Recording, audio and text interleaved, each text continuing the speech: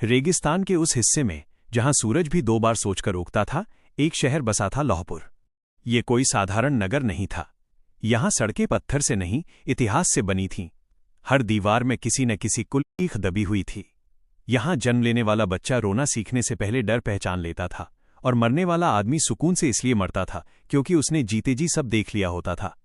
लौहपुर में कानून नहीं था।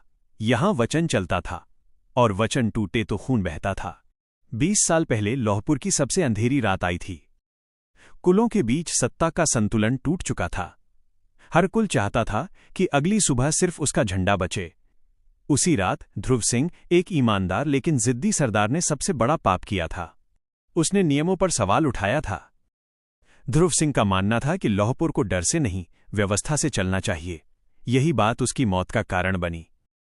महल में आग लगी थी, चीखें थीं, तलवारें चमक रही थीं। उसी अफरातफरी में ध्रुव सिंह ने अपने छोटे बेटे को उठाया, एक 3 साल का बच्चा जिसकी आंखों में रोशनी नहीं, अजीब सी कठोरता थी। ध्रुव ने अपनी पत्नी से कहा, अगर ये बच्चा यहां रहा तो या तो राक्षस बनेगा या मारा जाएगा। उस रात एक मां ने अपने आंचल से बेटे को ढंका और एक पिता ने अपने खून से रास्ता बनाया। बच्चे का नाम था वीरन। वीरन लौहपुर से बहुत दूर पहुंचा। उसकी पहचान मिटा दी गई, नाम बदला गया। उसे सिखाया गया कि सवाल मत पूछो, झगड़ा मत करो, सिर झुकाकर चलो। लेकिन कुछ चीजें सिखाई नहीं जाती, वे खून में होती हैं। वीरन शांत था, पर जब भी अन्याय देखता उसकी मुट्ठियां अपने आप कस जाती। वो लड़ता नहीं था, पर अगर लड़ना पड़े तो सामने वाला जिंदा नहीं बचता था। लोग कहते थे, ये लड़का अजीब है, डरता नहीं। उधर लौहपुर में ही जन्मा था एक और लड़का, आर्यवर्धन। वो लौहपुर के सबसे शक्तिशाली कुल का वारिस था। महलों में पला, हथियारों के बीच बड़ा हुआ, लेकिन उसकी आंखें हमेशा कुछ और ढूंढती थीं, शांति। उसके पिता चाहते थे कि वो अगला शासक बने, पर आर्यवर्धन किताबें पढ़ता था, इतिहास समझता था। वो जानता था लौहपुर की असली बीमारी सत्ता नहीं, डर है। किस्मत ने दोनों को एक साधारण शहर में मिलाया। वीरन वहां मजदूरी करता था, आर्यवर्धन पढ़ाई के बहाने लौहपुर से दूर था। पहली मुलाकात साधारण थी, एक झगड़ा, कुछ गुंडे और वीरन का बिना बोले सब निपटा देना। आर्यवर्धन ने पहली बार किसी को ऐसे देखा था जो हिंसा से भागता नहीं था, लेकिन उसे पूजा भी नहीं करता था।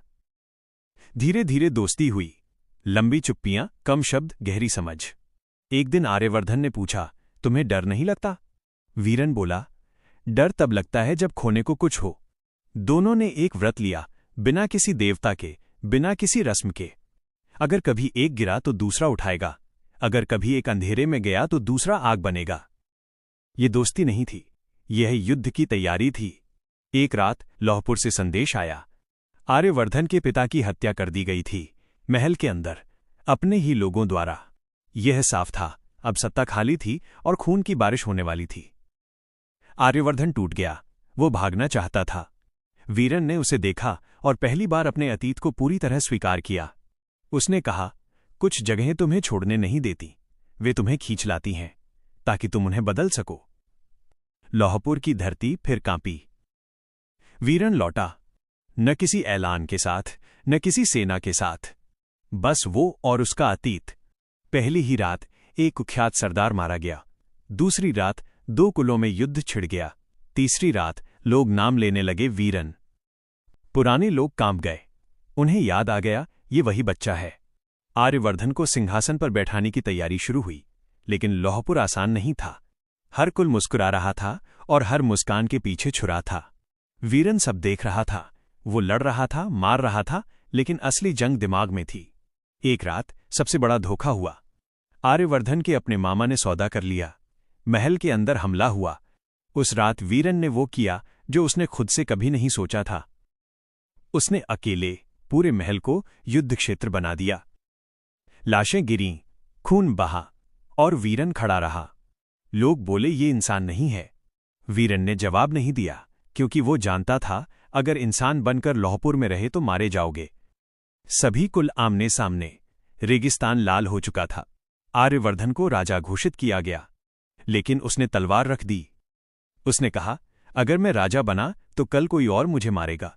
ये सिलसिला यहीं खत्म होना चाहिए। उसने सत्ता ठुकरा दी।